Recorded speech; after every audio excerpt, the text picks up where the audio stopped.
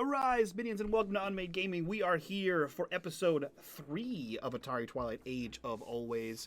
As always, if you guys like what we do here and you want to support the channel, the best way to do that is over on our Patreon. A link for that down below in the description. While you're down there, click on that link, join us in the Discord, be a part of the community, be a part of the conversation. As always, in the bottom right-hand corner, you will see the Corruption Bar, or the Michigan Bar in this case. And that bar serves two purposes. One is when that bar fills, Greg unleashes horrible, terrifying things on his players. Usually monstrous things, people die, friendships are broken, lives are lost. And two, every single dollar that goes into that bar goes back to this channel to do things like keep the lights on, keep the bills paid, and hire people for editing and artwork and all kinds of other super cool things that make this channel the best place to be. That being said, I turn things over to Greg to take us back. As I said it before, I'll say it again, the 90s that never was. Correct, my friend. Correct. We'll put a pin in the 90s part of that, but yes, back into the yesteryear that may have been. And before we get into our story here with the Age of Always, I want to go around, reintroduce our players, and ask them who they'll be playing. And the question for today, again, this is, I realize, something that I'm stealing from Trooper over on his channel, but I will again ask my players a similar question because I've realized that it gives so much juicy information. The question that I will ask this: if your player could be gifted a conversation, one person, someone that you've met, could be in Garrett, could be in your past, could be someone that you've heard about. I mean, it could be a famous person if that was, the dominating your player's thoughts or your character's thoughts. Could be one of your fellow PCs, an NPC.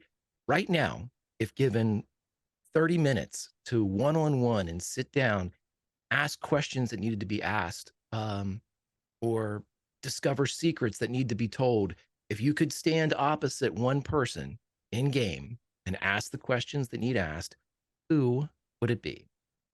And I will give you to the count of 10 in my head, as everybody, the first person, of course, will obviously be thrust into all of this. And of course, it's all RNG here as I look around on the Zoom call and see who I'm going to go with first.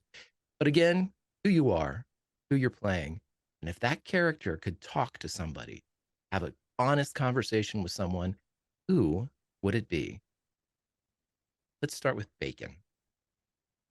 All right, so yeah, I'm Bacon. I'm playing Jesse J.D. Davis. He is technically a bookworm. The one person that he would like to talk to gain answers from would be, we'll say, the Queen. Queen. Very good. The Queen, nebulous to this point, someone that even JD with more of an idea about the people and denizens of the Age of Always. No one has laid eyes on the Queen. And so a conversation with this mysterious figure, a very solid choice. Let's jump up to G. That's like trying to look away. Like, oh, I'm deep in thought. Okay, well, then you're the one I'm going to pick. I am deep in thought. Hi, my name is G, your friendly neighborhood lightning invoker, and today I'm playing Scarlet Blake, who is one of the jocks of the group. She's the athlete. If Scarlet could talk to one character, oh fuck, I have no idea. There's so many characters to talk to. Close Scarlet's eyes. The first one that popped into my head was Optimus Prime. Interesting. He was the first one who popped into her head. So Bombs word. Yes. Exactly. Very good. Okay. So the Queen and Optimus Prime, we're off to a fabulous start. Let's take it off the rails. Chris, I'm joking. Chris, who do you have? Who are you? Who you're playing? And if that character could talk to somebody, who would it be, my friend? I'm Chris, and I'm playing Ricky Lewis, who is a jock, but not quite as jockish as Scarlet. The conversation I'd like him to have was with whoever the false. That was one of my things too. I'm like, meh. That's who they are. I love this. That is spoken as a true, I can do whatever I want. I can have any conversation. Sure. I'm going for that meta lore Yeah. knowledge I need to clean Yep. that missing cog. Okay. Yeah. Fantastic. Fantastic. And finally, last but certainly not least, our resident artist, my friend, Melissa, who are you playing? And who would Heather talk to if she could? Melissa Meyer. I play Heather Jones, who is our weirdo. I think a lot of folks might think she's our bookworm, but no, JD has that role. Our little weirdo. There are a lot of mysteries in Heather's mind about her past. But I don't think she's in a place where she's ready to pursue any of those things. She's too afraid of what she might learn. And so she could be asking questions of Van Halen. She could be asking questions of Randall Flagg. She could be asking questions of Aslan, right? But she is too afraid to explore what might be hidden in her past. So instead, there's some questions that she has for Miss Maggie. Ooh. Miss Maggie. Okay. Fantastic. The Queen, Optimus Prime, the False, and Miss Maggie. Welcome, everybody, to Atari Twilight. If you are joining us for the first time, a world in which the 80s and the pop culture therein has come to life. In our prior seasons, we have seen such fantastic pop culture characters as Optimus Prime wandering the streets and interacting with the characters that you see in front of you, as well as our other show, Atari Twilight. Again, anything is on the table. This is the 80s that may have been brought to life in every conceivable way. So whereas things remain the same knowledge of pop culture, television, music, movies, the clothing, the era, the ambiance of that particular era lives and remains the same. It also has a greater significance, as I mentioned.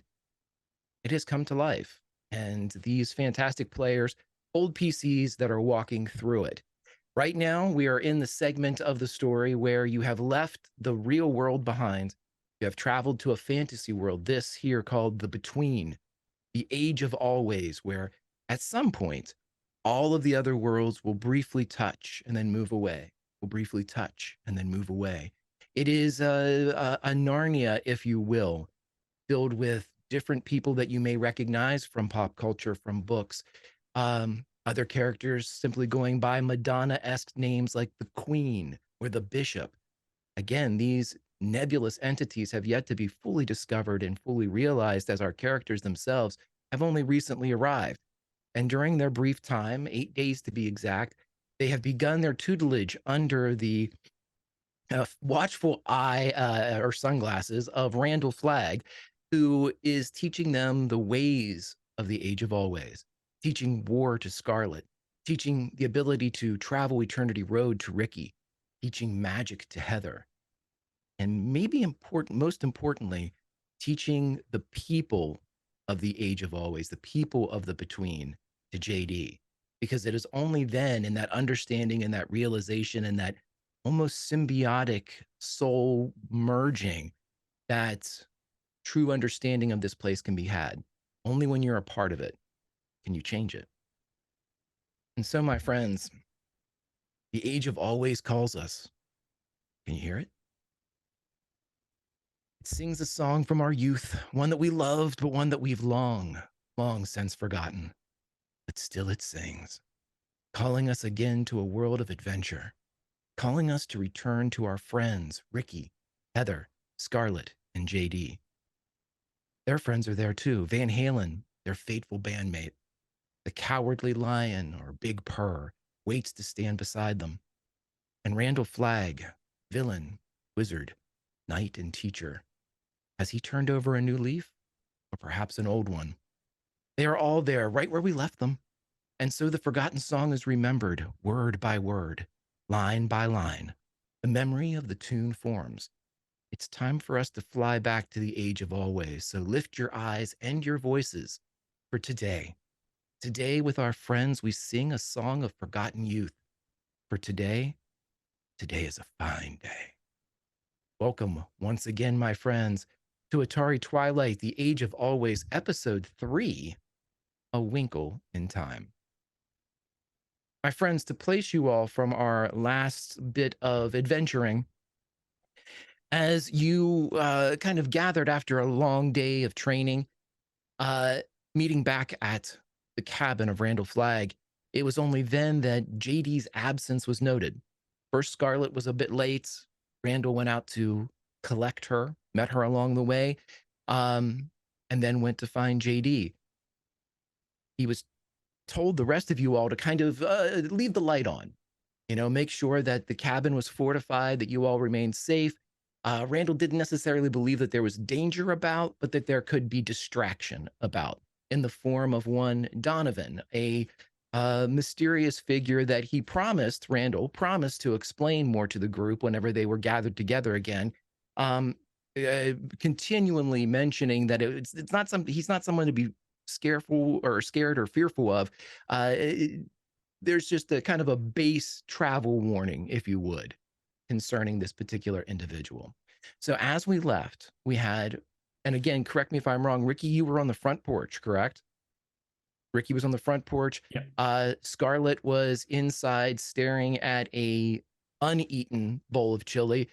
And our dreamer, Heather, was against the window in a space usually occupied by the cowardly lion, awaiting her return. As the lion pressed against her, Heather, comfy and warm in both cabin and in the embrace of a great cat, drifted in and out of consciousness a bit as the exhaustion of the day kind of grabbed hold, but back with us she is. And JD, just off into the woods, looking at the cabin with one Donovan behind you. The promise that was made at that point was Donovan would help you get to the travelers on Eternity Road, the people that you have been watching and learning about, the ferryman and his 3 wards, to get you to him.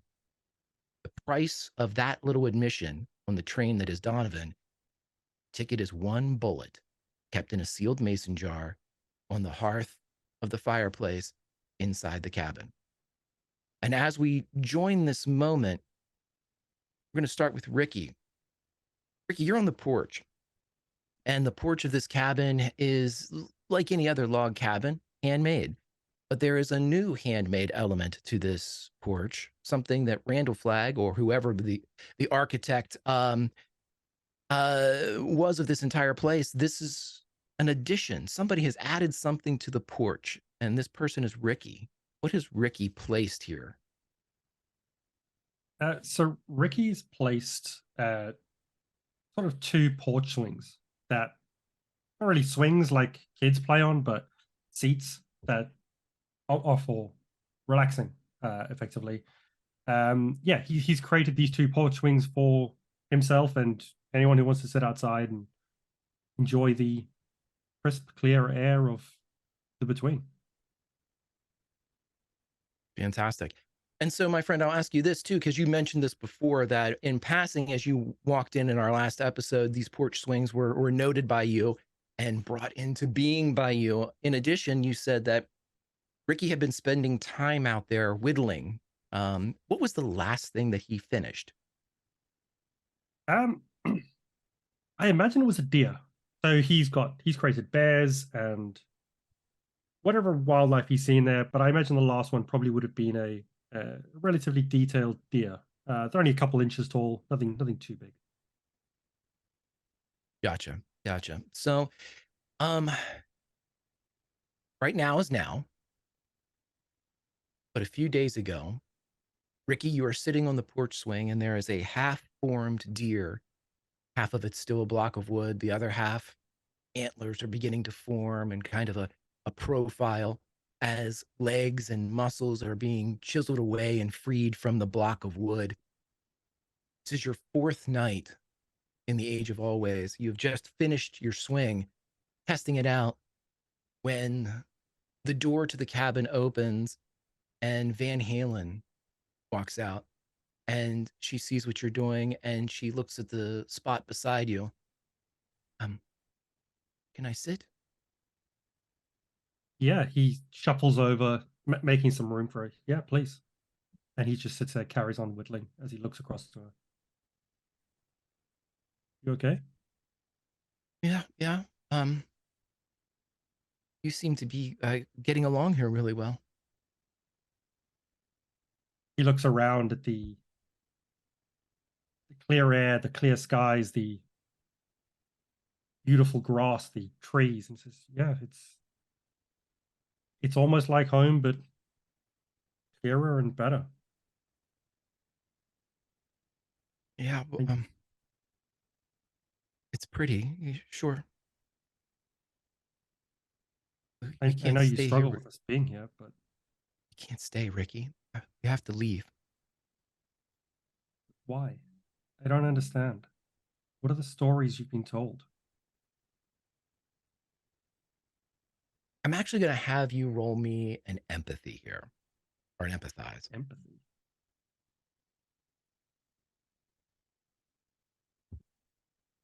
No success. She looks at you, but you can tell that she intends to answer your question, but for the briefest moment, you get the idea that she expected you to know. She expected you to know why she felt the way that she felt, or is feeling the way that she's feeling. The Queen, we aren't supposed to be here. This is against every rule. But I'm in service to the Queen. We all are. why? I don't understand why. You say the Queen has put these rules into place, but does she rule your world? It's not rules for rules' sake. It's rules to keep people safe. When I came to your world, I wasn't the Queen's first choice. My mother volunteered to go to Garrett and aid the forces of good, but she was attacked here before she could use Eternity Road, and we lost her.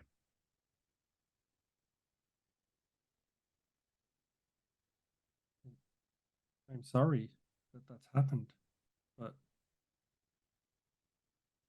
This place is dangerous. It's deceptive. It's like the snake that has pretty colors, you know? We have to find a way out. Do you understand? I think so. But to find a way out, we've got to find a way through. And right now, we can't get through.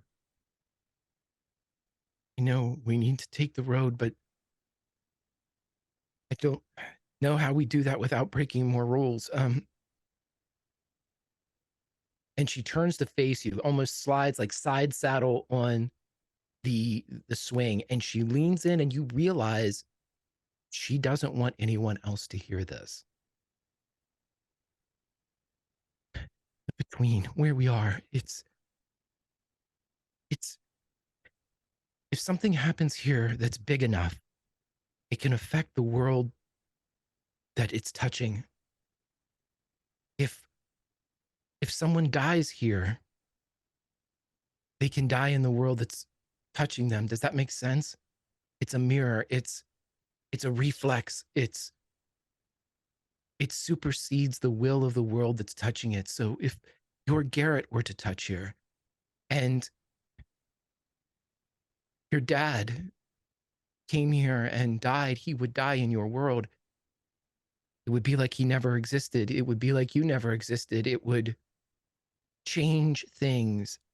It would erase things. I cannot remember the face of my mother.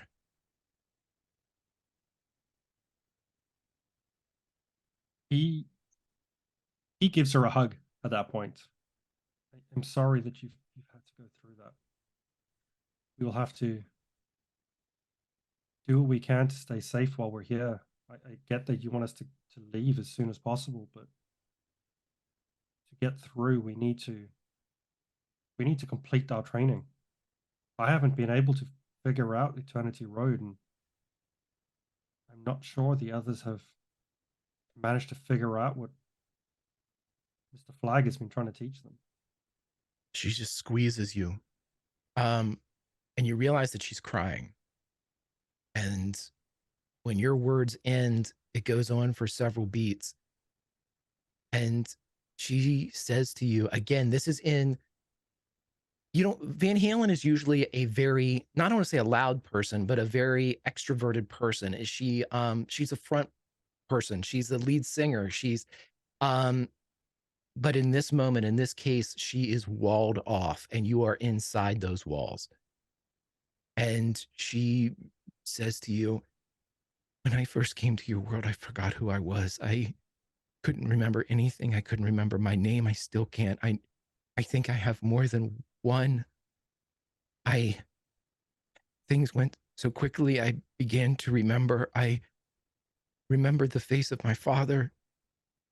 I knew that the music would lead me to him. And when I saw it, I remembered that. And I started my job, my mission. And then you all started to forget. And I had to use all of my strength to keep Heather asleep. And I can't remember everything. I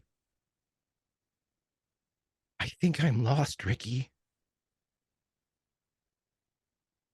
We'll find you. We'll find your way home. We have to. He struggles for a second, rubs his head, and he says, this is exactly the meddling that we're here to fix. Someone's done this to you. Someone's done stuff to us, to our worlds. That needs to stop. We'll find you your way home. And she pulls back out of the hug, and you can see that she has been crying. It's almost, it looks like in this light of evening, it looks almost like silver coming down her cheeks. But she looks at you and she says, I trust you and you alone, Ricky. You have the decisions inside of you that I know are right. I will look to you when I am in doubt.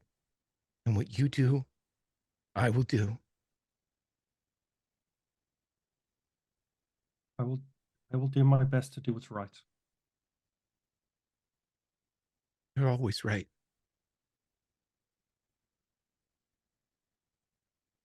And she just puts her head on your shoulder.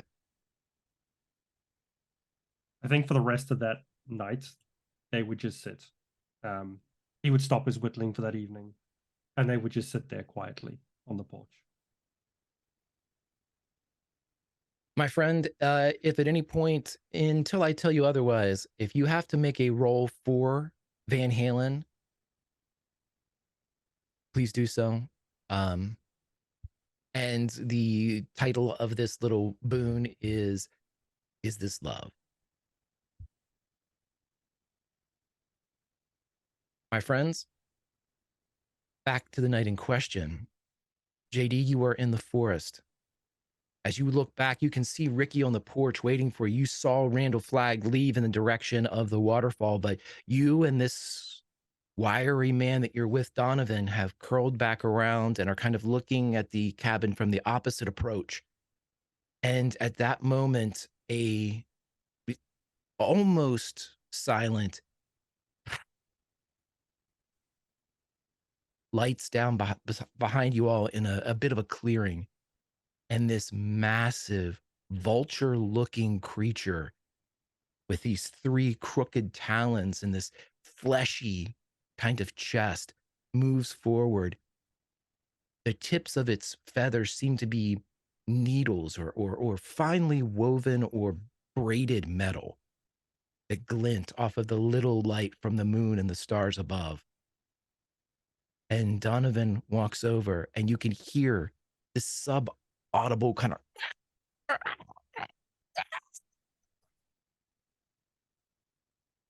You see Donovan nod, and he turns back around. Again, he's naked from the waist up, but his massive beard hangs all the way down to the belt of his kind of destroyed pants. It's tucked in various places, almost giving him an apron, not unlike Randall Flagg's, forget the cook, kiss the DJ apron. This one is one of beard. And this man turns back to you and says, the ferryman has created a camp along Eternity Road. He will be there for at least a day. We have time.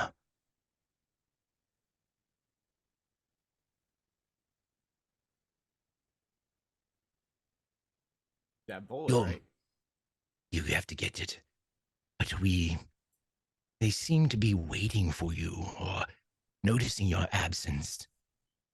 Yeah, I think they'd do that. That makes sense. I'll just try and sneak through the back door, I guess. We have time. Go in there as normal.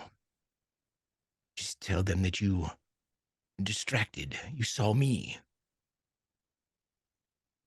Then, when their guard is down, get the bullet. Bring it out to me tomorrow night. We'll have plenty of time to make it to the ferryman. And the creature behind him, don't worry about the Hoppy. She's crotchety, but always has good information. Okay. How do I know you're gonna do what you say you're gonna do? Well, you don't. I could be a liar. Are you a liar? If I said no, would you believe me? No. Then I will say it on the word. Do you believe that? I'm gonna get what you asked for. You'd better follow through. I swear. You bring me the bullet, and I will deliver you to the ferryman along Eternity Road. Okay, I'll see you tomorrow. By the waterfall. Sure. I'll give it a second, and then I will kind of circle back and go to the front where Ricky's waiting. As you circle around and leave Donovan's company, as you leave his presence, the ring in your pocket speaks up. Mm-hmm. Can we trust that one? I don't know. I don't know who to trust right now. You can trust me. I know. But we still need to get to that place, to the ferryman. So we need him. I don't know what else to do. I agree. He is a means to an end, but we need to keep an eye on him. I will do this. I will watch him. If he tries to harm us, I will let you know. Okay. Again, that feeling of contentment. And I'll stride towards the cabin. Heather, from the window, we're going to say that you'd be the first one to kind of have an angled look and see JD walking through the trees. Seemingly none the worse for wear. I think as soon as Heather sees JD, she'll shoot up and out the door, and maybe even before JD realizes what's coming, envelops him in a hug. And in that like split second before he even realizes that there's a hug happening, she realizes that there's a hug happening, and then she like jumps back, and then she's like uncomfortable in her skin. You know, she doesn't know what to do with her hands, and she looks down and she says, where were you? We were all worried. I was just, walking around. I went and looked at, where you're hanging out, the waterfall. It's pretty. But it's dark. I know, but look at what we've been through. The sun being down isn't the worst part. There's a man out here, JD. There's a man that you really need to avoid. Randall Flagg says that he can't be trusted. Okay. I'll keep out for him, but You don't have to worry about me. Of course I But don't. No, I know. I like that you do, but Um, don't worry about it too hard. I'll be okay. well, all right. Well, then you come in before dark. Okay, I'll come in before dark. All right. Hey, there's chili on. Sweet. Ricky, you would Oh. bear witness to this exchange. Just so you know, you're on the porch.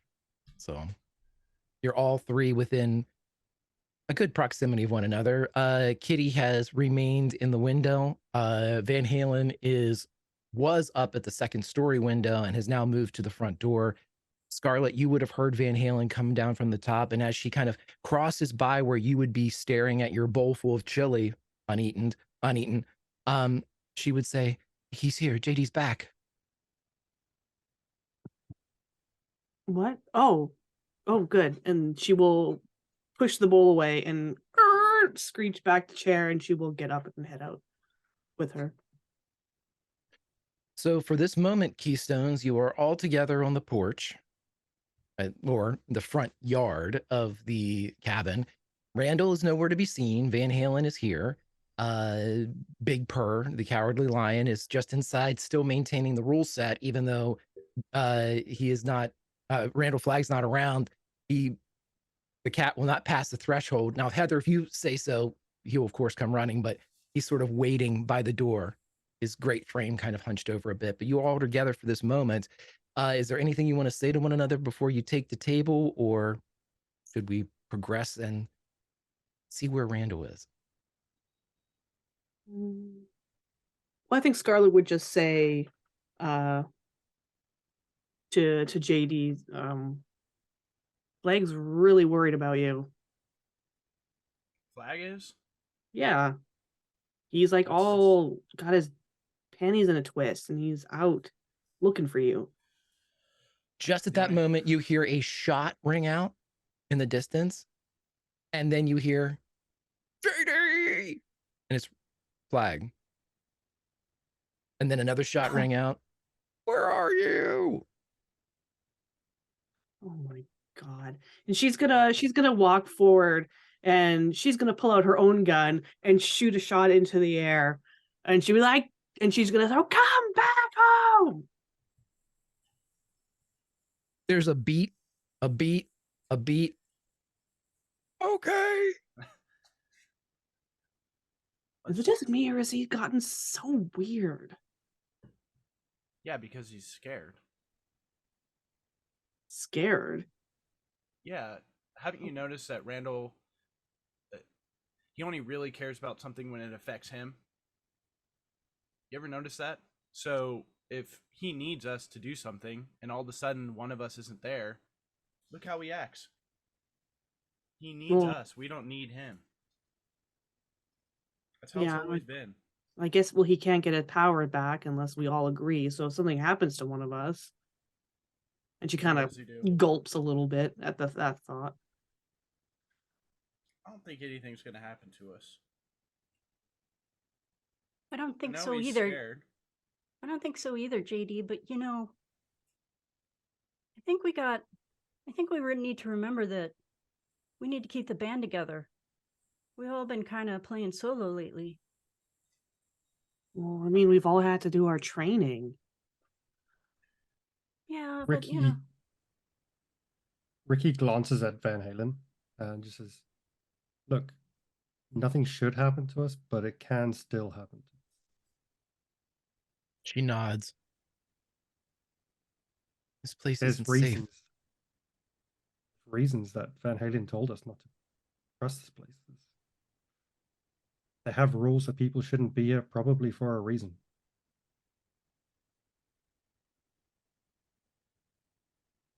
Yeah. So we should all come in before it's dark. No. Why should we? We spent our whole time together as we've gotten together, listening to what other people have said. Hey, go do this. Go up to Castle Grayskull. Do all these different things. When is it our turn to do what we want to do? And in a place like this, Gods walk here. We walk here. That's got to mean something. We're not gods. Who says? Yeah. When a god stands on you, you're dead, right? Maybe so, but we're in a position of that, right? We have that ability to do something different than everyone else. There's a reason we're here and not somebody else from school. JD, we went to Castle Grayskull to help people, you know? Yeah. I know that. I guess what I'm trying to say is that we've been reacting. Maybe it's time that we just act and let other people react to us. All right, but we can do that in a safe way, and we can do it together. Yeah, absolutely. I think so. But I also think that right now our mission is to Save Garrett. It's to grow personally now, to save Garrett later. But, you know, I've been thinking about it, and we tried to save Garrett. And I think to some extent it has been saved. But not for me. I want to do something. I don't know. I just think there's something going on that we need to figure out that's bigger than just Garrett. Right? That's why we're here. Well, right. But if we continue That's why Randall brought us. Randall brought us for Randall. We might be able to get something out of it, but I think what I'm trying to say is maybe, I don't know, we just try to figure out how we can dictate some things. Well, I don't think that's such a bad thing. What do you want to dictate, JD? I don't know. I just don't always want to follow the rules that somebody else is giving me. We've done Sounding that. a lot like Flag right now. Well, Flag's done incredible things, right? Maybe at times horrible, but he's done great things too. He has the ability to, or at least he had the ability to do something, and he chose to do something bad at times. We don't have to choose that same thing, but we need to be able to be as powerful as that, right? And that's why we're all doing our own thing, is to get there. And together, when the band is together, then we can do more. But right now, we have to, I don't know, grow personally. I don't know about you, but I haven't been able to communicate with the road yet. You will. I don't get me wrong, I firmly believe that, but it hasn't happened yet. Well, how long have we been here? 4 days? It's Eternity Road, right? We got time. Maybe it's not just time for practice. Maybe it's time for exploring.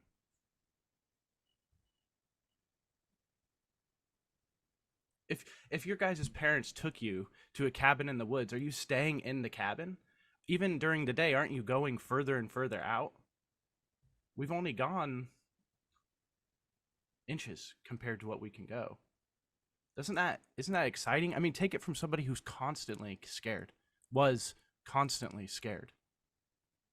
Well, let's tell Randall that that's what we want to do. Why do we need to tell Randall anything? Because he's the adult.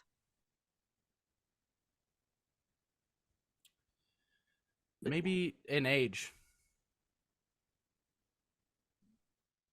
yeah, he's wearing that stupid apron. Yeah. Ricky's wearing the same apron. Yeah, she's like, during this talk, I'm going to kind of like cycle through towards where if my back would be facing the mason jar with the bullet. Yeah, if you guys want to if you guys want to go inside, you can absolutely do that. Kind of Yeah, take the conversation inside. Before I forget, I should. And Heather pauses here because she doesn't necessarily want to admit that she fell asleep while looking for JD. And she says, "I just remembered I had a dream." And she pauses again and realizes that isn't technically a lie.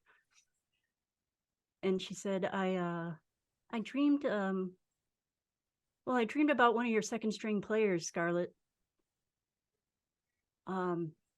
Casey Mitchell. You know, the boy that was on the milk carton. Yeah. The guy with the evil twin guy? Yeah, I was talking a little bit about that too. He seems really kind of confused. You know how JD's always he says all the smartest things and just like the fewest words possible. Like Casey's Yeah. like the opposite of that. He just anyway. Sorry. He Ugh. he's the one who took the loop. What? Yeah, he said I don't know how he did it. He was really it was not clear, but he took the loop and they're in a he has it now. He's holding it hostage or something in like a version of Garrett that's stuck.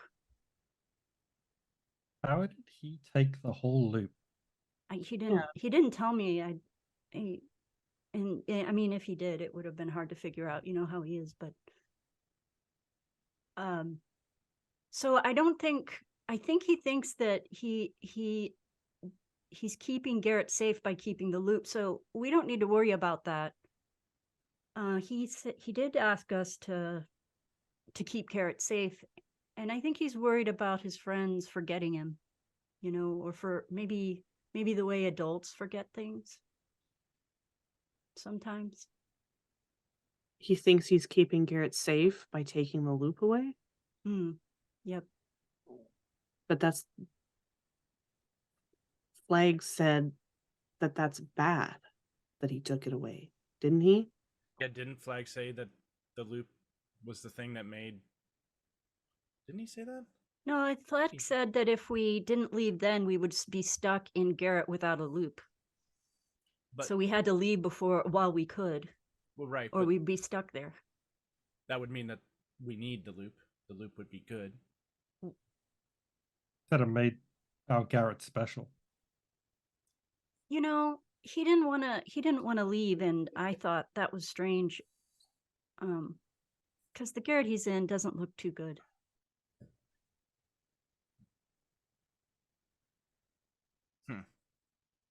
From the window, the lion says, "He's on his way back."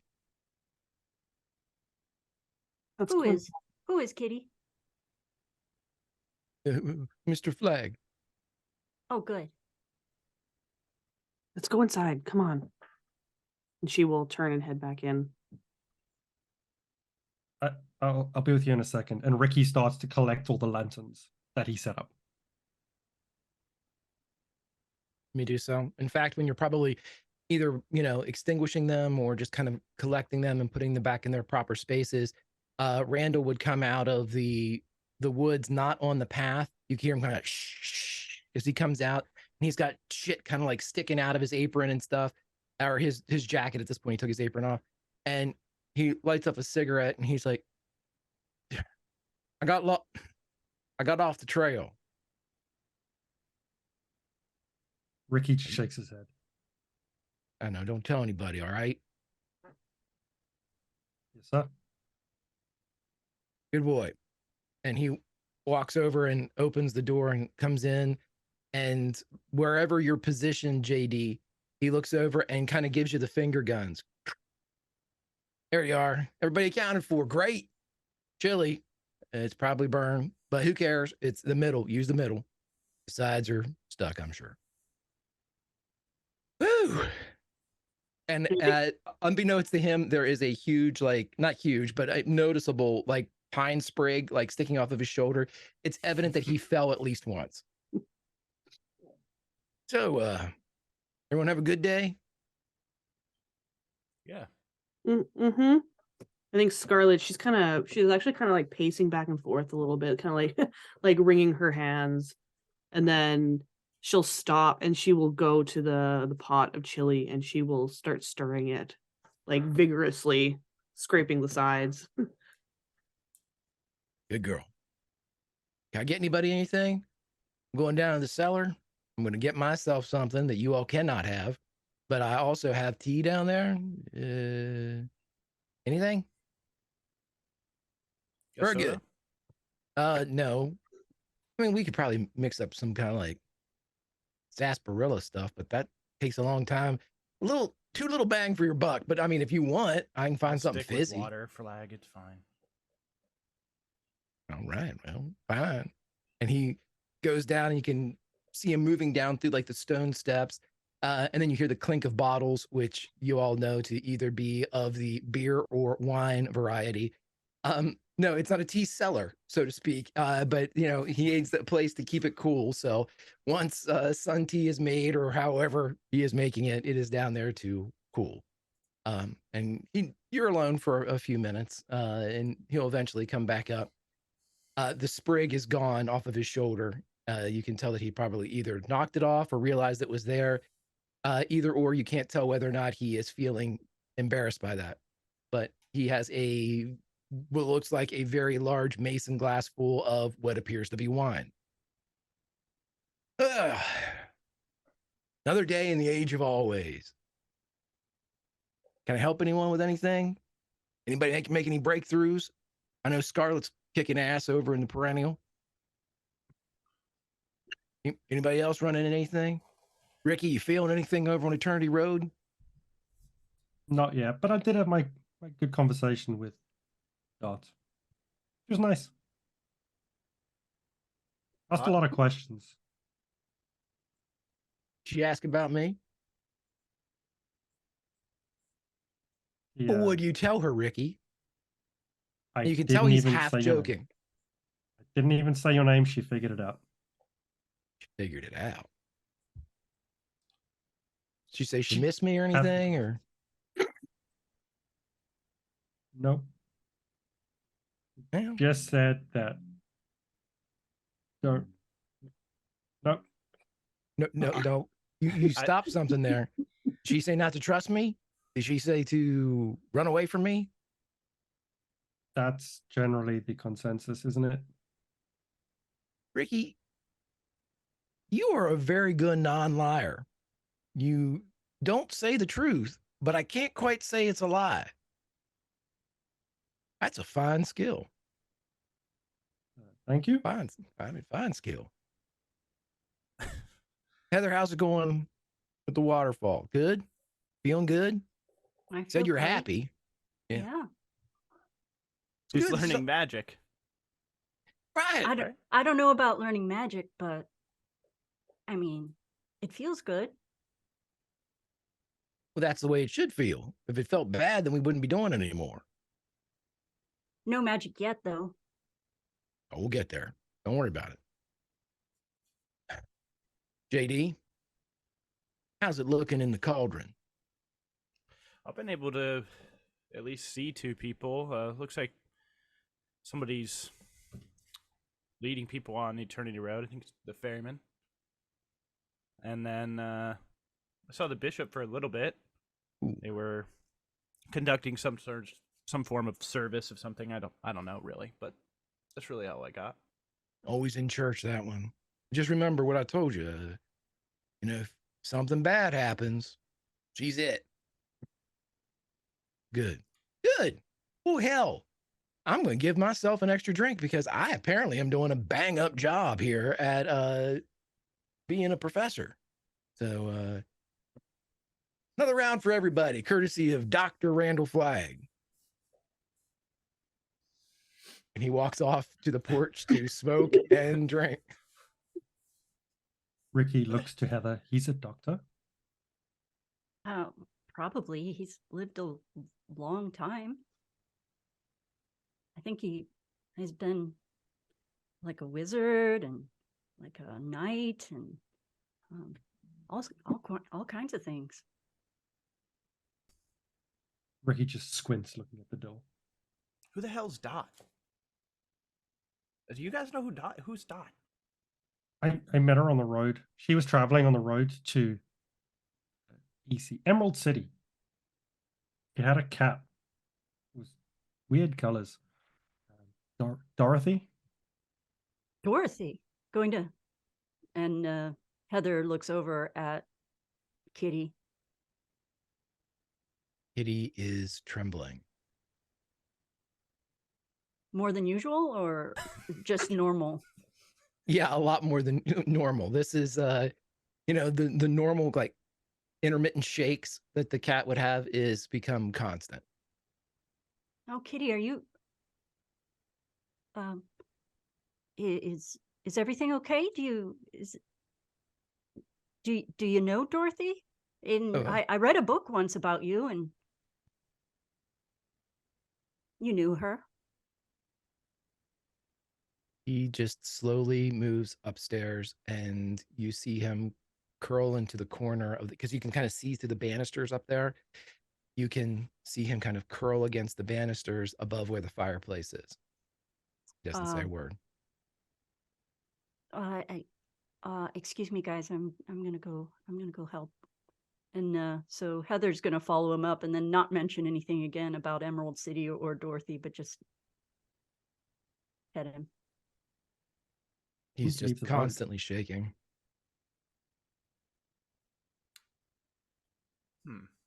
Who's a brave lion? You are. Who is? What? Yeah, right, me.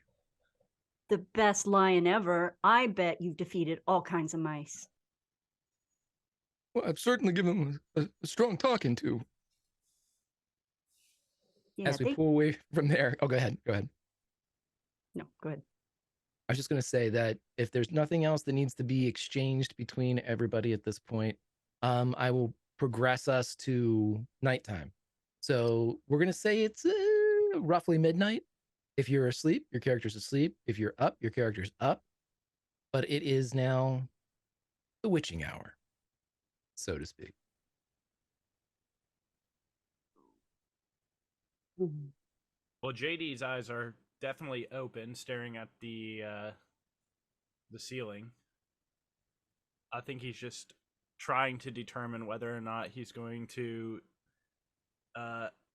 sneak himself to get the bullet in the jar, or if he's going to slip the ring on to do so. And he's waiting and listening to see if everyone is asleep. Who's asleep? Ricky, of course. Early to bed, early to rise. Yep. He's got to get up early. Work to do.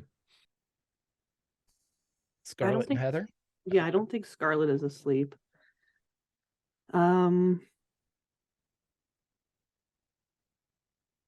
I think if she looks over and she sees that JD is awake,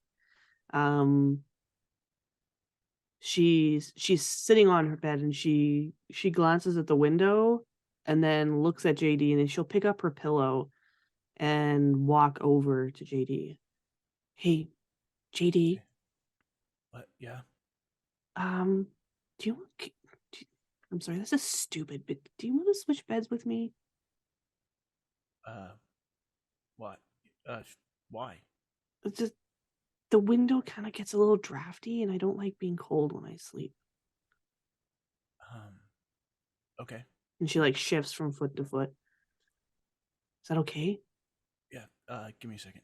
And yeah, he just collects his things really quick. Thanks. As he sets him down, he's like, I gotta go to the bathroom. I'll be right back. Okay. And then she'll lie down and then stare at the ceiling again. By the way, everybody, I have been negligent. For the scene, if you would, I would like you to go to our Spotify playlist and go to the second track. This is Listen to Your Heart by Roxette. Heather, are you awake or asleep?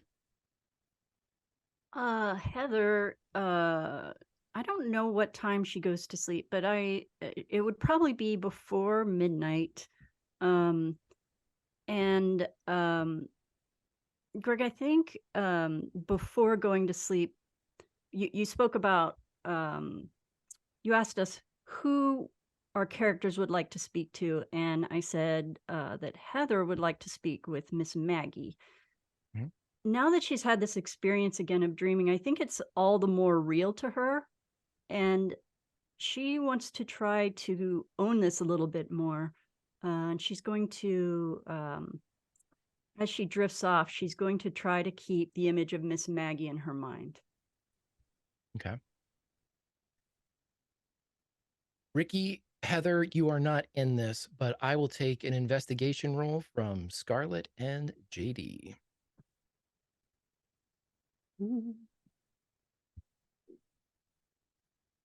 One for me. 2 for JD. Okay. Again, I'm going to give you this one that we had last time. You only needed 1 success for this, Bacon. So bank another investigative success. So if I make you roll investigation, you have a free success that you can use at a later date. Later date or just today? This session. This This session. session. Okay. You hear distant gunfire. How And distant? Scarlet, you know it. JD, this is almost like that second success is kind of in play here because you hear the pop, but it's something you're not necessarily too versed with as far as, hearing, especially in this place, hearing gunfire. For Scarlet, this is something that is heard constantly, all the time. It's audio-wise, it's probably associated with the Age of Always with Scarlet in that, the sounds of gunfire and this place. You She'll can sit hear up. it. Yeah. And it's intermittent. You hear like a pop, pop. And then maybe 30 seconds later. And it's very faint. You can, like Ricky and Heather being asleep, it's not something to rouse them. It's distant enough to, keep that from being something that gets you out of slumber. But both of you hear this. Now, again, neither of you know that the other has heard it, JD. Mm-hmm. So I will leave that up to you all as you hear it. But Scarlet, it's coming from the perennial. You know it. It's the exact direction of which you go every day. It's your training ground. I think she will get up. And JD said he was going to the bathroom, so I imagine he's not on this in the loft anymore. Like Yeah, we'll say that. Yeah, if that's where Bacon wants to be, JD, you could have already have left the room, and this was heard at a different point, so you can remain. It's easy for you to stay away from Scarlet, is what I'm trying to get at here. You don't have to be in the room. You can be okay. Yes, and she's gonna like cock her head and like listen, and she's gonna go the perennial, and then she's gonna grab her hoodie, and she's still in her pajamas, and she's gonna go down the steps. You have your guns with you? Yep. I'll stop asking. You tell me when you don't have them with you. How's that? Sure. When you get down there, again, it's every 30 seconds, you hear that pop, pop. And JD, you're hearing this too. But Scarlet, as you descend from the loft, pop, pop. Randall Flagg is nowhere to be seen. He's usually down here in a chair or on the porch. He is neither. Does Scarlet see JD down there? That's up to Nope. JD. No? Okay. So she'll look around, doesn't see him, and she's gonna open the front door and go onto the porch and like listen there. And if she still hears it and it confirms to her that it's in the perennial, she's gonna turn and jog in that direction. If you had to guess what time it was, you would say probably a little after midnight, 12:30-ish. Mm-hmm. Beautiful night. I mean, that's the de facto default state of the Age of Always, is just perfection. Whether you're in whatever season you're in, if it's winter, it's the perfect winter day. If it's spring, it's the perfect spring day. Almost if you want it to be windy, it's windy, that type of thing. It's just it's very accommodating when it comes to its climate. But you run off towards the perennial, but we cut back into the cabin. JD, did you watch her leave? Yeah, absolutely. As the door shut behind her, the ring comes off, and JD is back to standing in the living room. He grabs the mason jar and heads back up to his bed. And as there's no one to stop you or witness what you've done, No rolls are required, my friend, as you and the ring have acquired, and if you want to write it on a bullet in a mason, or a bullet in a mason jar. Item require. Require. um, Scarlet, you get down to the perennial. She would have put shoes on first, like of course. So. Sure, yeah, you pull on your shoes as you run out. Again, it gets louder as you get closer. That pop pop. She's pop, gonna. pop. She's gonna. She was running before, and now she's gonna slow down, and she's gonna hunker down, so she's more like stealthy. And as she approaches it, she knows this place pretty well now, she's gonna like hunker down and try and like sneak in and see what's going on instead of just busting in. Well, then roll me a sneak. Look, we actually have a skill that fits that exact definition. No successes. You may push, you may use luck, you may use your pride if you want an automatic success. Whatever you'd like. No. Okay. As you get down there, and in your mind, you're sneaking into the area, sneaking in the perennial, and the perennial is a huge glade here in the Age of Always, in which all 4 seasons are commingled. In this corner it's spring, that corner it's fall, this corner winter, corner summer, and across the perennial, across the glade, you see the figure of Randall Flagg, and you can tell that he's stumbling a bit. But you see him kind of stumble, and he lifts his gun into the air,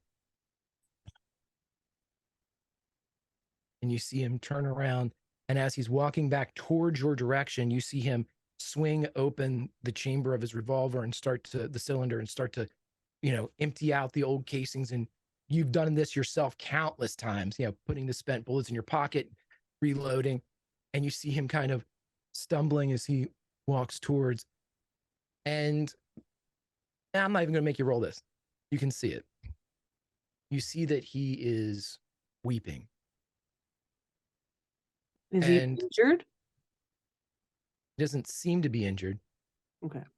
He walks forward, and he doesn't see you at all. He's maybe 20 feet from you as you're still kind of in the tree line, but he stops where you usually stop to complete your ritual. And he fires 2 shots into the air. And with the second one, he holds the gun up, and you can see the smoke kind of caught by the summer wind in this section. And it spins around and goes up to whatever heaven exists above the Age of Always. And you hear him say, "See me. See me." And then he turns around, stumbles back away. He turns around and stumbles back towards you. And he fires 2 shots in the air again. And after the second, he says it again. "See me. I'm here. See me." He turns back around. And if you watch, for as long as you watch, he does this.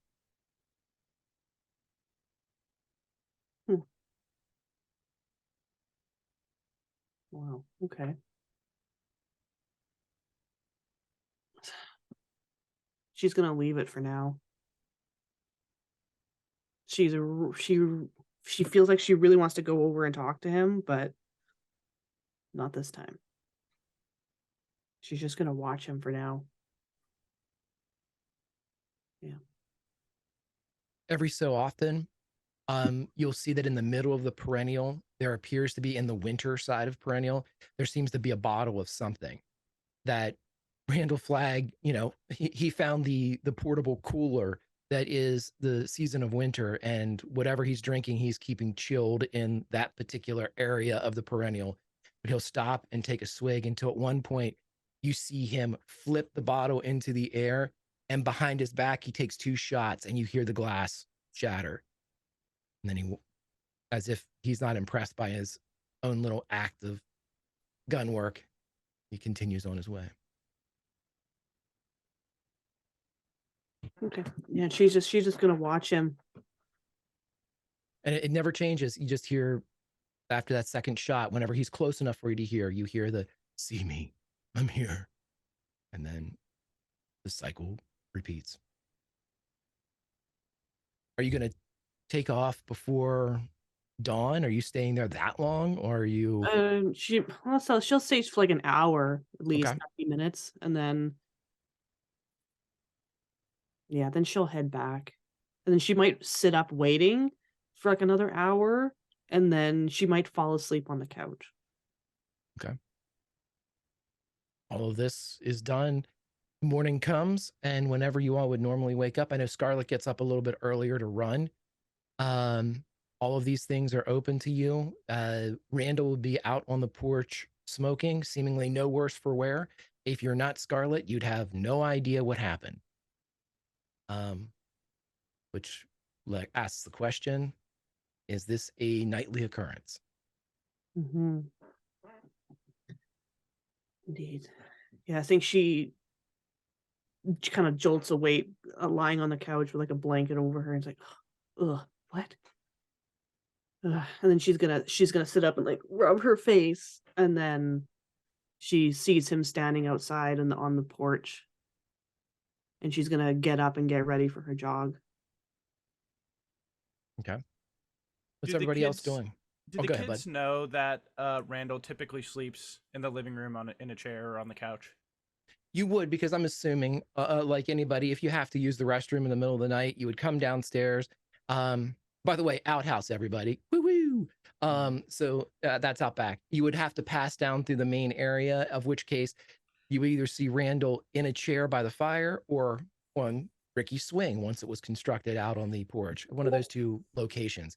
He does not sleep. He does not have a bedroom.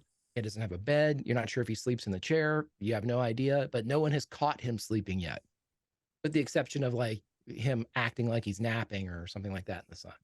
So I guess my question is for JD's knowledge. I think he assumed when he heard the gunshots that it was Flag, Mhm. because especially after he came downstairs and no one was there, and then seeing Scarlet leave, that's his assumption. Is that a safe assumption for him to have? Absolutely. Yeah, because Okay. I mean, it would be an easy thing to make the jump. Who can be making those shots? Flag's not here. Flag carries a gun. Scarlet runs out. It makes sense in that respect as far as there are no other likely suspects. Okay, Or cool. JD's probably the last to rise. That's probably typical too. right, and in this fine morning, you would see that there somehow has been there's fresh fruit on the front there. There's toast that has been toasted. Randall has again prepared a spread for breakfast. It is not of the grand wakey eggs and bakey moment that you all had when you first got there, but again, there's plenty for you all to eat. As he is expecting another beautiful day here in the age of always, time to clock in at your various points of Herculean labors, figure out how to do magic, war, learn the road, and learn the people of the age of always. Yeah, he just thinks, he's doing a bang up job, and you all are just aces in his book. Are you all doing anything by yourselves, or are you making your way to your various training exercises? G, you said Scarlett's going for a run. Is that right? Yeah. I think when she wakes up, or when she's ready and she comes outside, Ricky's standing there ready. Do you mind if I join you today for a run? Oh, yeah. I Sure. kind of got into it when I was at school, and Okay. I thought it'd But be good she stifles a yawn. And it's like, okay, race you, and she's off. He chuckles, seeing Scarlett sort of smile as she runs off, and chases after, and just joins her for a morning run. Flag would see the two of you kind of sprint away, and he would turn to whoever's closest, likely Heather, since JD's coming down last. He would turn to Heather and go, I never understand that. Why do you run to run? Why don't you conserve energy? I mean, I only run when something's chasing me. And if it's chasing me for 26 miles, I'm running for 27. That's it. You're asking you're asking the wrong one of us. Or you're on my side, right? Well, I wouldn't say that exactly. Not even on this. I think we share an opinion. I'll take it. You want any toast or fruit, opinion sharer? I already had enough, thank you. I think JD's laughing as he's eating whatever's just laughing at this conversation. It's funny to watch Heather mess with Randall. He would hear that, and again, he would turn to JD. What about you? Do you run just to run? Are you, just running around? Yeah, I do. Unfortunately, I mean, I don't love it, but it's nice when you're good at it, I guess. I guess I'll never know. I've been around a while. I ain't never caught the urge to just start running. I How often do run, you have to but I run? had to. Right.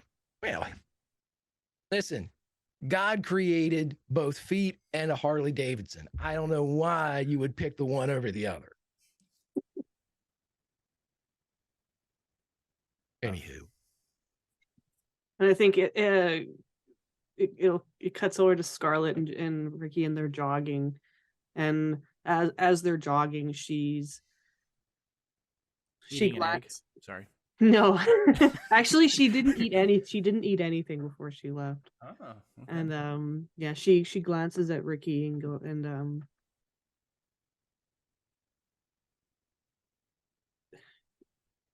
it's not just me, right? You have a strange feeling being here, doing all this stuff. Yeah, but things were strange before we left as well. I Van know. Halen's not happy with us being here. Yeah, I kind of get that. She's very quiet. But like, yeah, things were weird at home, but we were home. But this place is, I don't know. Okay, maybe it is just me, but I just got a really bad feeling. I just think we need to figure out how to get back and fix whatever's wrong. You know you're not alone, right? Yeah. Well, we're all in it together, so when we get a chance, we sit down as a group and figure it out.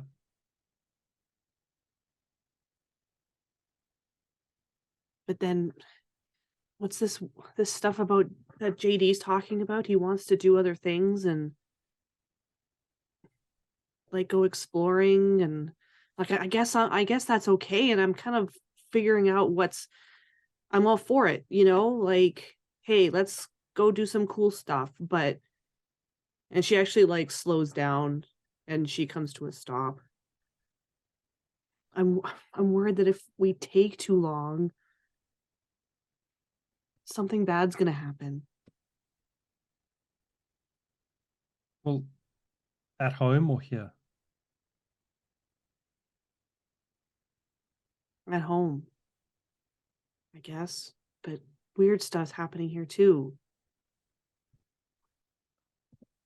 We can believe what Mr. Flag said to us. We can go back to any time. To the moment we left. It would be like we never left. Yeah, The but problem is what happens here. we're on day 9 now. Like, sure, we can go back and we can go back to New Year's Eve, but everyone else, it's been 9 days for them. So are we gonna Everyone go else where? back home? It wouldn't have been. It's still going to be New Year's Eve. But time is still passing right now. Only for us. At least that's what he's told us. I mean,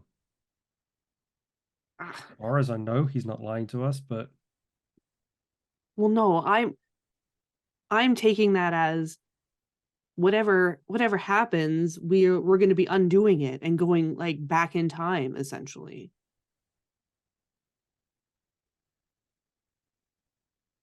Like, I'm seeing weird things, Ricky. And she kind of things, turns away and like looks through the trees. weird things that are here. She nods. I saw Ben twice. And he was the little one. He's not little. I mean, compared to Jerry with his lightning hands, he was little.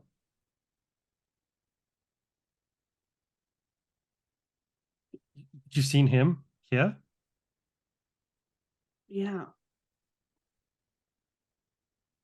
2 times yesterday. And I think I was dreaming, but the second time I definitely wasn't dreaming.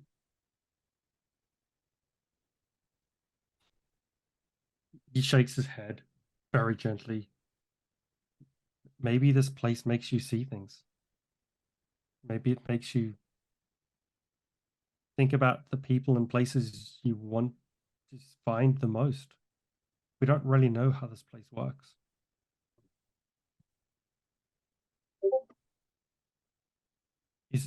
He said things were bad there.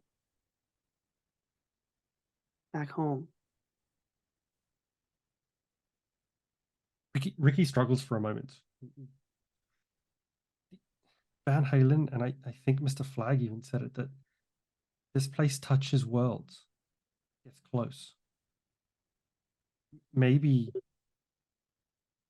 it's Ben from another world that's reaching out to you. I don't know. But maybe. But how would a Ben from another world know me? It seemed like my Ben.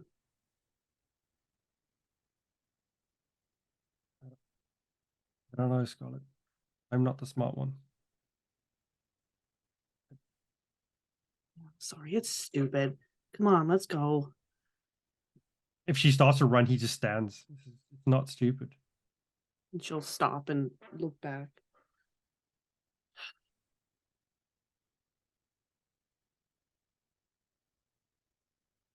I think you need to speak to someone who maybe understands what's going on more. But and she kind of thinks about it. Someone who knows more about it. Okay. I'll try that. Come on. he smiles, says, I don't want to have to worry about you, Scarlet. And he starts to jog. I'll be okay. And she'll go, she runs up next to him. But she doesn't say anything for the rest of the jog. Unless he speaks to her. I think it'll be a quiet rest of the jog as he's trying to process everything Scarlet said. My friends, it is time to train. Does everyone go to their respective arenas? Classrooms, excuse me. Yep. Fantastic. So as you are progressing through here, I'm not going to, we know what the training montage is at this point. You know, Scarlet goes through the perennial and fires her gun at targets, 2 in the air, 1 for the queen, 1 for the gunslingers before. Heather jumping off the waterfall to be cleansed of the taint of the real world that steals magic from you.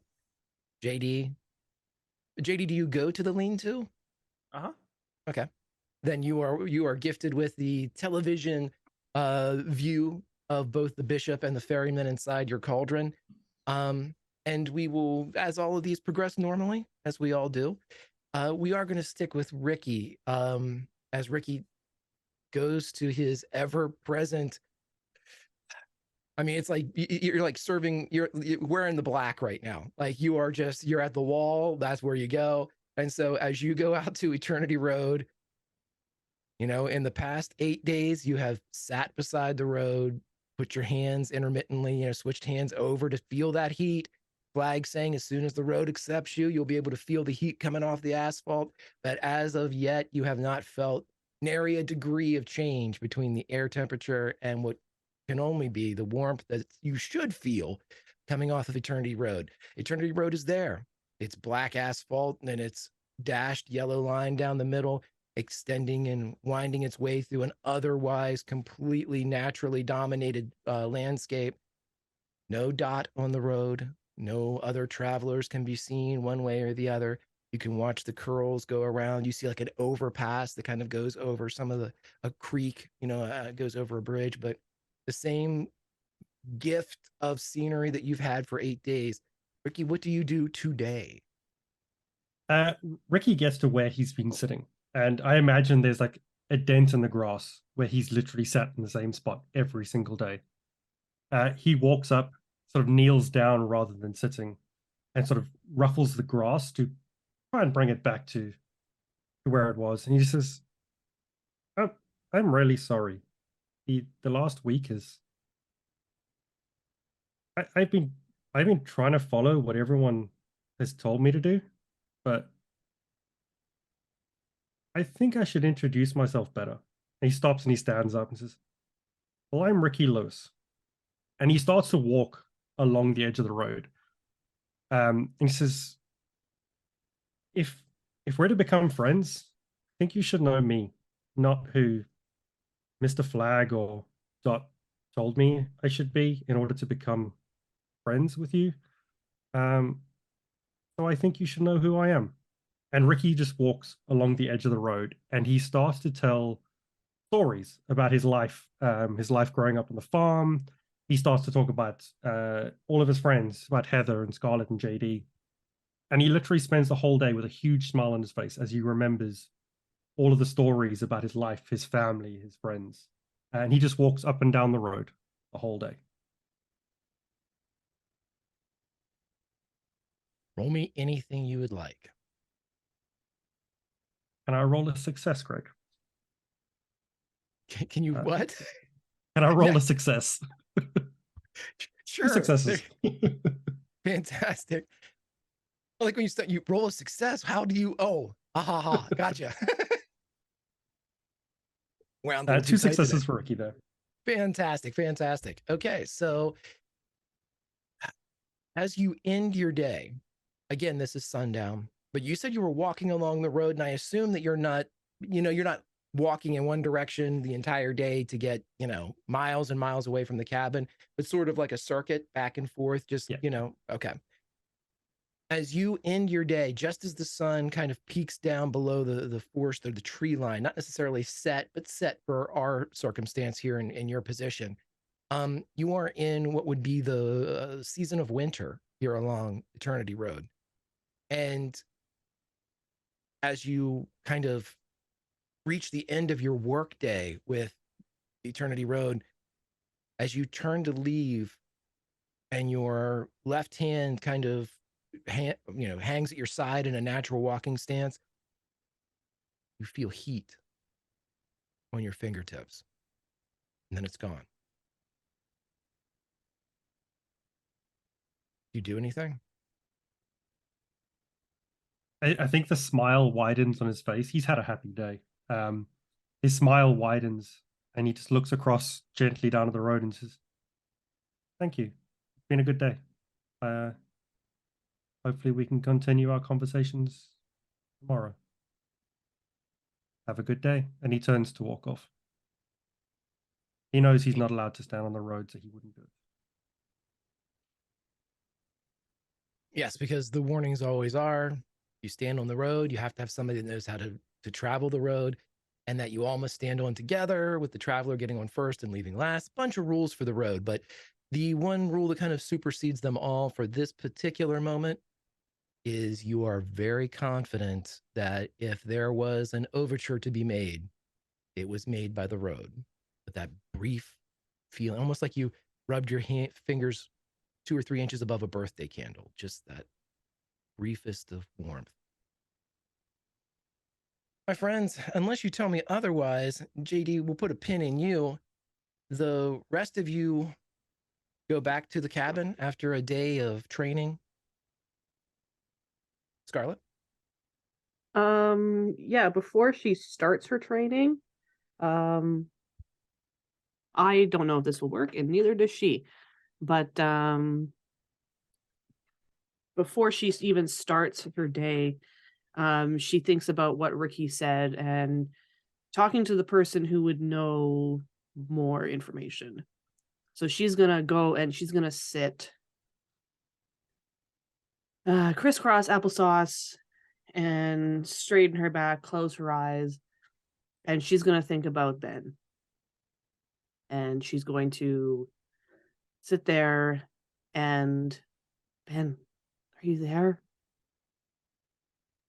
And she's gonna think really hard about the face that she saw last night or 2 nights ago. This is going to take your entire day of training if you allow it. Is that okay? Sure. Would you devote your... Basically what I'm saying here is this is going to be a very quick kind of, you're going to think that you're doing this for 5 minutes and it'll be sundown. So you're going to lose a day of training for this. Yeah. Roll me anything that you want, but unlike Ricky, what you choose to roll for me has a consequence. Yeah.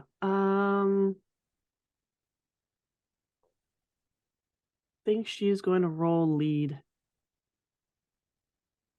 I'm gonna roll lead, but then okay, no, let's roll lead and see what happens. 1 success. All day you sit there, and again, for you, it's 5 minutes, maybe 10. Can I add my pride in there? If you would like to, sure. I'll For add 2 my successes. pride. She never backs down from a challenge. Okay, everybody, if you could go to your Spotify playlist, go to number 1 by Skid Row, I Remember You.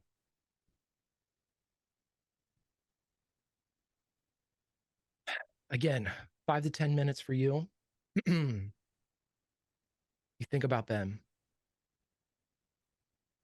You remember the day that you met him running the relay races, or the relay race that you all had in the summer prior 2 summers ago when you were training. You remember the good things.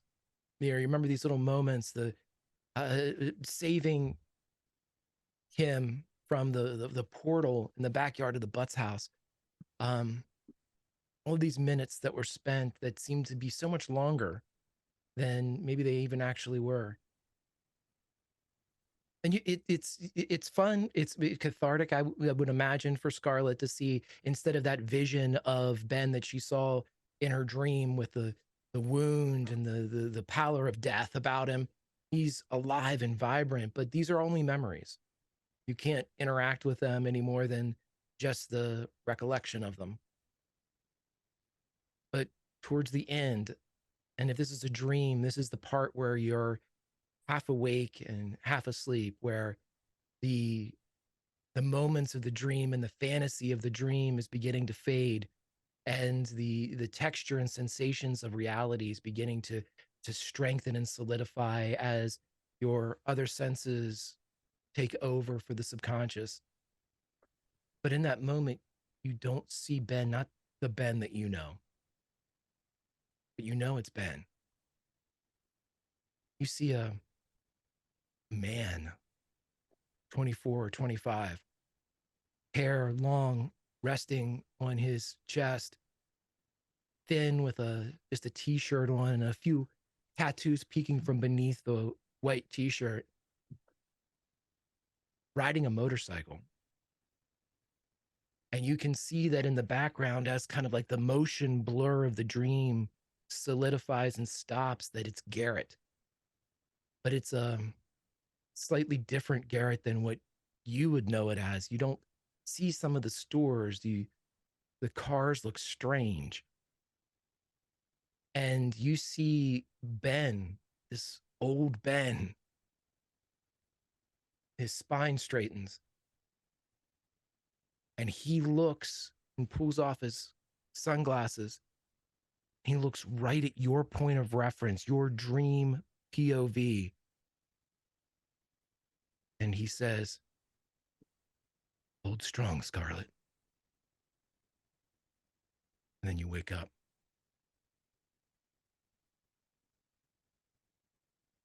And she looks around.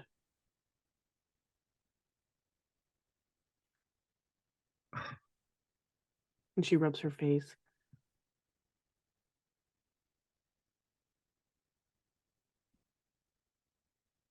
And she just kind of nods to herself. Okay.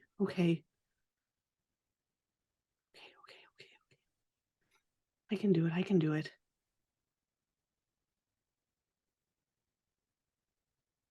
Okay. And she will just kind of take a deep breath, and it's like she's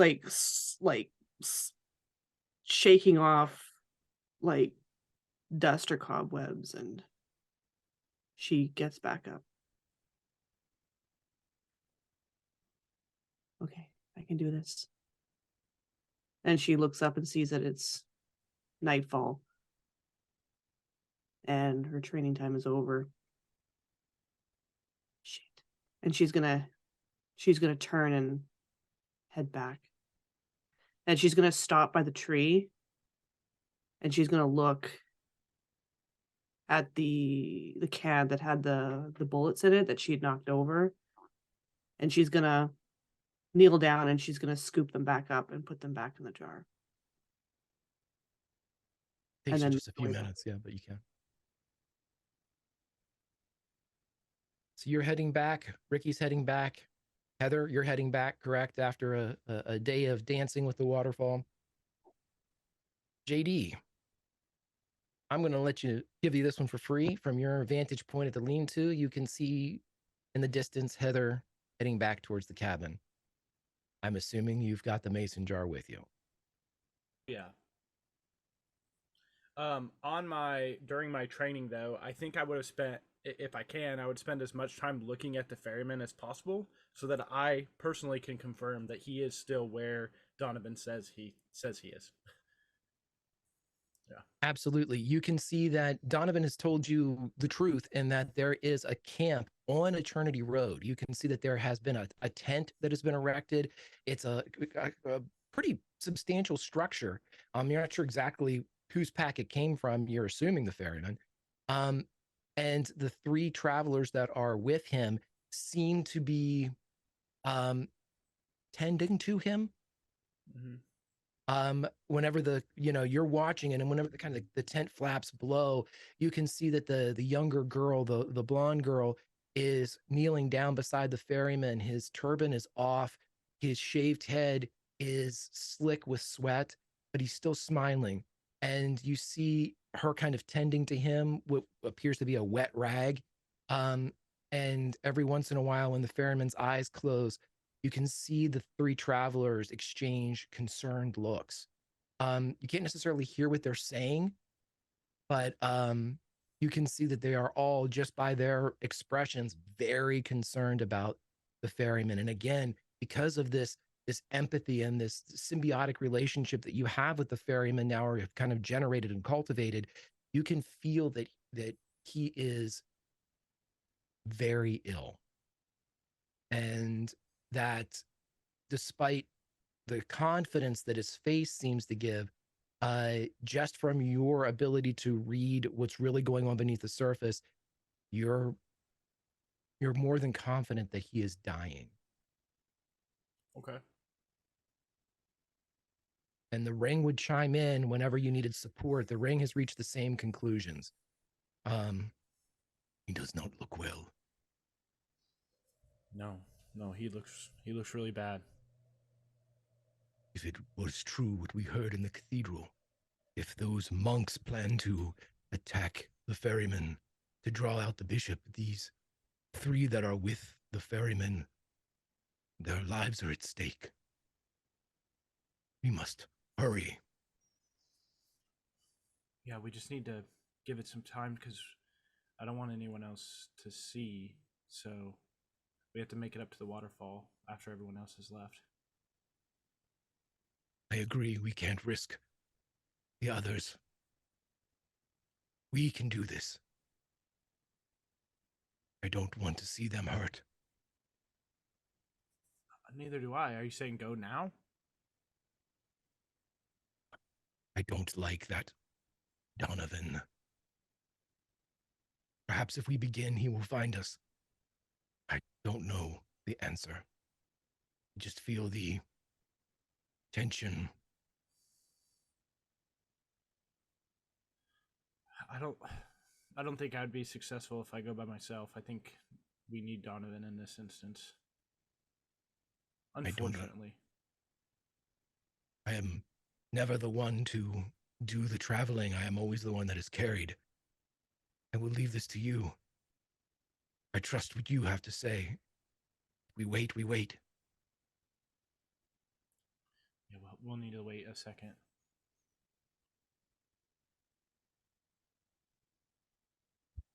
And JD will wait until he can see that everyone starts to leave, and he'll climb back up the waterfall in the same places that he watched Heather do it before, and probably watch her do it today.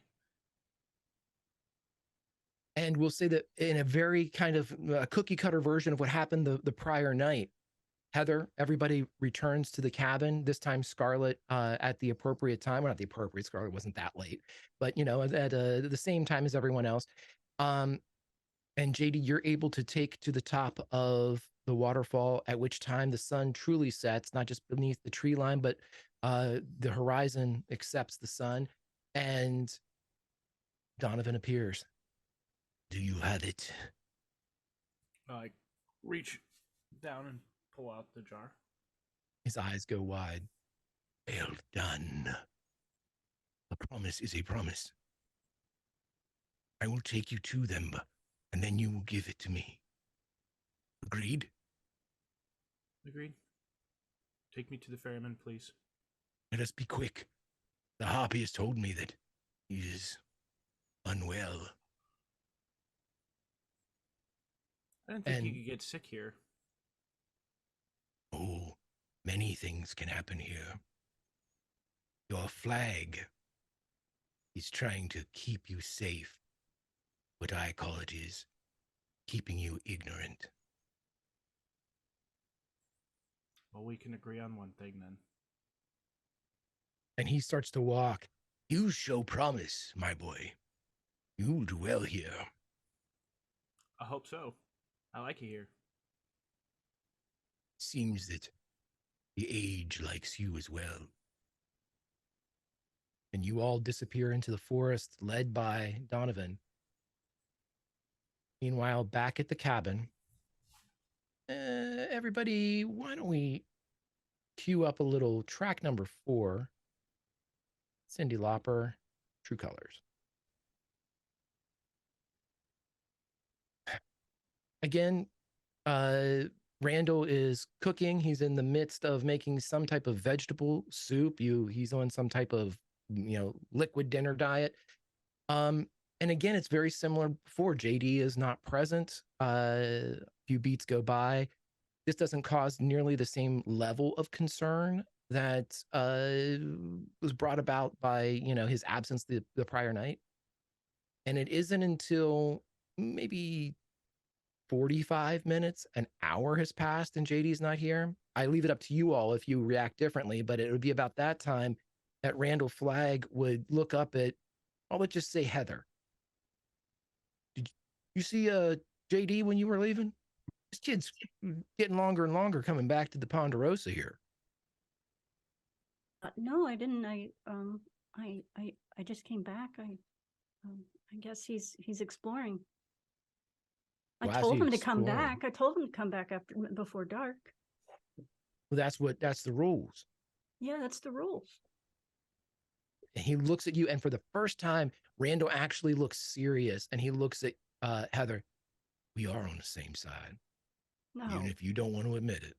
Wait, no, you told me you like to break the rules. Not mine.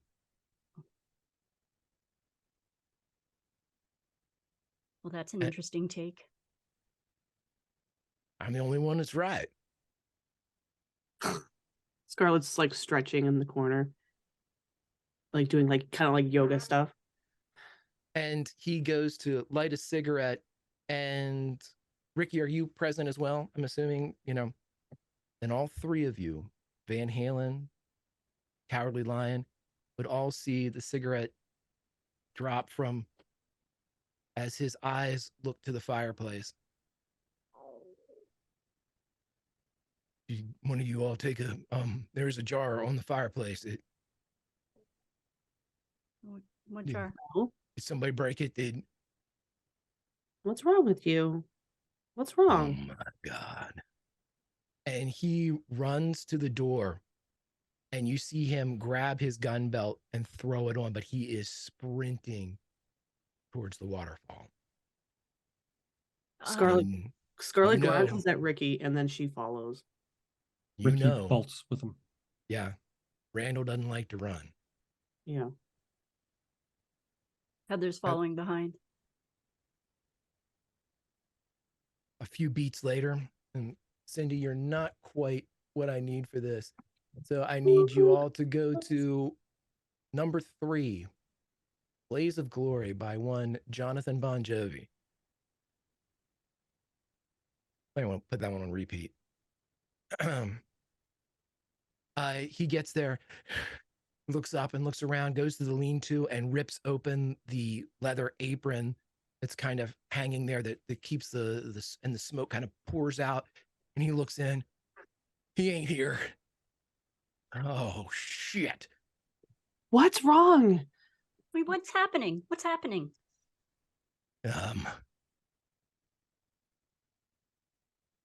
Is he in trouble? You said we were going to be safe here. Herman. Oh, shit.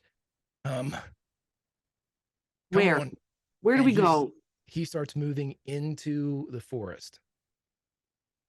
Scarlet turns to Heather. Are you okay?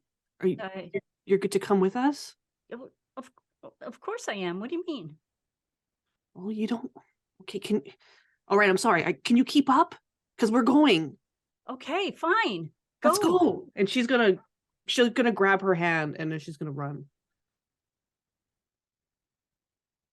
And unless you told him otherwise, the lion is running beside, just with the heightened tension.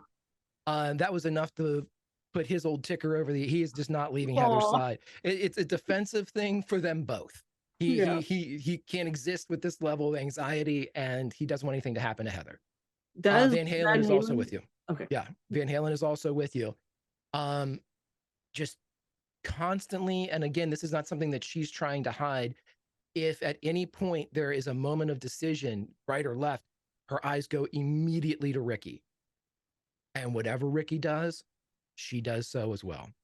But she is not saying, this is a dangerous place. We shouldn't be here. She's not adding commentary to any of this. She's just acting. JD. Ricky's trying to pull himself up alongside Flag to try to weave their way through the forest next to him. Yeah, you can too. I mean, he's not moving at like a supernatural speed or anything like that. In fact, he's like an older guy running who no longer has magic to augment his run, but seems to not be like, you would think that he'd be clutching his chest at some point. He's not. He's able to continue his run. He's in good shape, but he's not magically augmented anymore. So, 6-1. JD. Donovan leads you straight as the arrow flies. And ahead of you, Eternity Road winds back into existence. And you can see that there is an overpass, like something you would see in Garrett going over Interstate 68. And on the other side of this overpass, you see the camp of the ferryman. And Donovan takes you and says, "Here you are. They're just right up there. I've fulfilled my promise." Yeah, but I need to get on the road. "I can't follow you there. But if you get on, they are right there. They aren't moving, so you can get them." He's the ferryman. He helps with travel. In the state he's in, is he going to be able to help me, though? cannot tell you. But he still lives. It's almost like he checks the wind. He still lives. Okay. And he puts a bony, calloused hand out. My payment. Before I give it to you, what do you want to do with it? I'm doing nothing with it. Toss it to him. Get on. Catches it. And JD puts one foot and then the other on Eternity Road. And Eternity Road grabs JD. You feel almost like the gravity of this planet is doubled. And it hits down through the soles of your sneakers as you stand there and kind of feel yourself almost being drawn into the asphalt for a second. And you hear the ring kind of not grunting or but experiencing that same pressure. And then it subsides. And the ring says, "You're on. It is our story now. Can you feel it?" Yeah, I can feel it. Rules are meant to be broken. But not our rules. Because we're always right. Because we are always right. And you hear that agreement, that whisper, that kinship that the ring has always wanted. Let us be heroes in this tale. I just start moving towards the ferryman. You start walking down the middle of Eternity Road, and for a moment, the last bit of light silhouettes JD as he walks, the ring in his pocket, as he becomes, for a moment anyway, the walking dude, as he takes to the middle of the road, his rules, the only ones that matter here in the age of always. And JD, you approach this group of four with the ferryman, the small man with the conical hat, the older woman, and the beautiful blonde teenager. And they all see you coming and they look at you quizzically. And you stride up and the girl smiles. But that's another tale.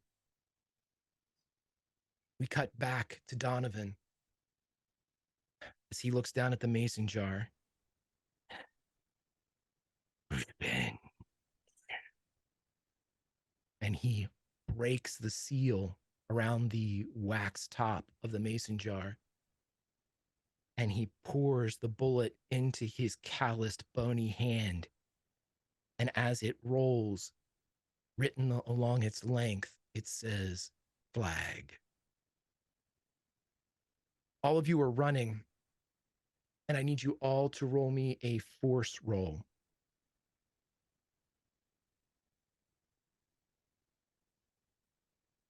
Three successes for Ricky.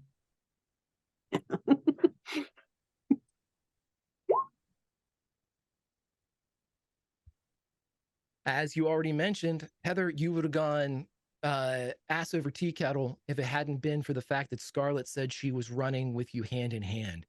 And so when this powerful wave hits you all, this invisible line of force hits, Ricky, you would stand still as you would see Flag get knocked into you. And you're the only thing that keeps him up as he hits you and kind of slides down your frame. Scarlett, you grab a hold of Heather and are able to keep her up. Kitty jumps to the ground and puts his paws over his head. And you can even see the force buffeting his mane. Van Halen stands there and takes it as it comes in, and she doesn't move against it. And she starts to shake her head. This place. And for the first time, Flag turns and looks at Van Halen and says, "You were right." And then you all smell it. Leather. Tobacco. Sweat. gunpowder. He looks at all of you. Hurry. And begins to sprint towards Eternity Road. You all take and break through the forest line, and you see Eternity Road. But in the distance, over an overpass, silhouetted against the last of the light here in the between, you see JD on the road. And Flag immediately throws his arms back. If anyone tries to get on the road, he immediately stops them, and Van Halen helps. We can't follow him. We can't. What do you mean? What do you mean we can't follow him? He's way over there. We can't follow him. He's gone on the road by himself. Well, where's he going? I don't know. That was the whole point of our training, so we could get on this road, no? Can't. He looks at Ricky. Ricky, you know you can't get on the road. What did he do? Oh. What was that blast? What did he take? There is another gust of wind, and over the overpass, Ricky, you're the only one that can see this happen. There is a shimmer, like heat, coming off the road, even at night. And JD's gone. And Flag turns to you all, and again, with that another burst of wind, you smell the tobacco, the leather, the sweat, the gunpowder. And he looks to the west and says, that blast was a reckoning. He's coming. Roland.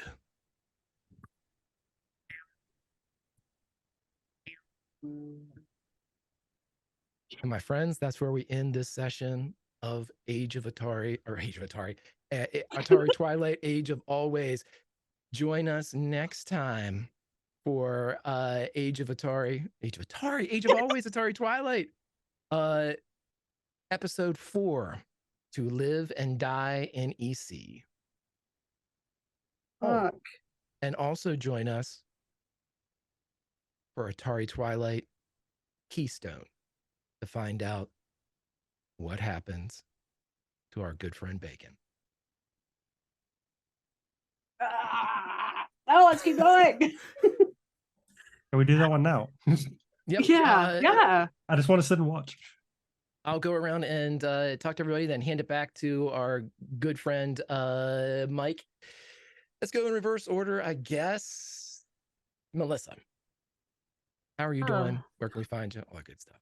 I'm just I'm just a little heartbroken here, so I don't know if God, what an episode, man. You're really good at stabbing us in the heart there, Greg. Who am I? I'm Melissa Meyer. You can not find me as Drathier because usually I'm lurking, I think. Here on Thursdays, I watch the Shattered Crown. On Fridays, I'll be over at Trooper SJP's channel, watching The Gamblers. And then monthly, I'll be lurking in chat, watching The Rise. That'll be today after this game. So come and join me and lurk and or chat and watch some really good shows. Fantastic, my friend. I like how your outros are always wonderful commercials for everybody else's stuff. Everybody, Melissa's a fantastic artist. Please support her, and anytime she sends anything up, it's absolute. I mean, everybody, come on. And let's jump over to Chris. Chris, my friend, how are you? How's life treating you? How's this Saturday? I'm Chris A.K. Nucker. You can find me on Patreon things here on unMadeGaming, in the unMadeGaming Discord. And if you are not a patron, you're going to want to be, because this after show is going to be great. Mm-hmm. Fantastic, my friend. Let's jump down to G. Same questions as the above. Hi, I'm Age G. of Atari. Yeah, for the Age of Atari, I am G, the friendly neighborhood lightning invoker. You'll find me in all things unMadeGaming. I mod during the week, and I'm in all the Patreon games, and you'll find Chris and I in a couple hours for The Rise. And yeah, that was That was wild. That was awesome. Fantastic. And last but certainly not least, Bacon, my friend, how are you? Good. I'm looking at everybody and I feel slightly in trouble. So there is that. But I am Mitchell. I go by As Told by Dice on Twitter. You can follow me there. I'm around. It's been hard to keep up with everything, but if you really need me, you can find me there on Discord. But this has been a blast. This game, particularly, or at least this session, has been interesting because I kind of felt like I was player, but also pseudo like GM in a way.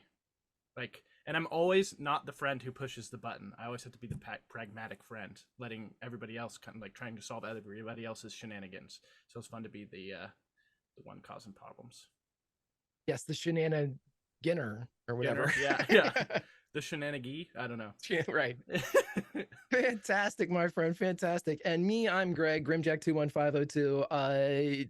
I don't do much at all on social media, but as Melissa mentioned, Friday nights over on Trooper SJP's channel, I play in a fun little traveler RPG game called The Gamblers. And then, of course, here for Atari Twilight. And hit me up on the Discord on unMadeGaming. Make sure you tag me because I'm an old man, but if you have questions, I will gladly answer them. Those questions don't have to be related to the show. They can be anything nerdy. I have enough information to get myself in trouble about any nerd topic. So if you ever want to have somebody that you definitely know more than in a conversation, hit me up. Otherwise, over to Mike, my brother. How we long been playing now? 5-6 years, Mike? Doesn't matter. Oh, Everybody, damn, yeah. Mike. It's been 2018, man. 5 years. We're fucking old. It's been a while. Ancient in the tabletop streaming space, some would say. Yeah, this was an awesome episode. Long time coming for the three of us who knew what was happening. I'm excited to see where this goes. Thank you all for being here and watching the show. Thank you, amazing cast here, for playing this game. The look of shock on everyone's faces outside of Mitchell was hysterical. But that's it from us. As always, if you guys like what we do here and you want to support the channel, the best way to do that is over on our Patreon. Link for that in the description down below. And if you like the world of Atari Twilight, or the age of Atari, whatever Greg's changed the name to today, do know that obviously it's all available here on YouTube, but also on podcast form. So tell your friends, tell your family, email your grandma, and listen to this damn show. That's it from us. We will see you next time for more of these shenanigans. We're going to get out of here, do our after show, and if you want that after show, it'll be available at the $5 tier over on our Patreon. That's it from us, so we'll see you guys next time. From all of us to you guys, bye-bye.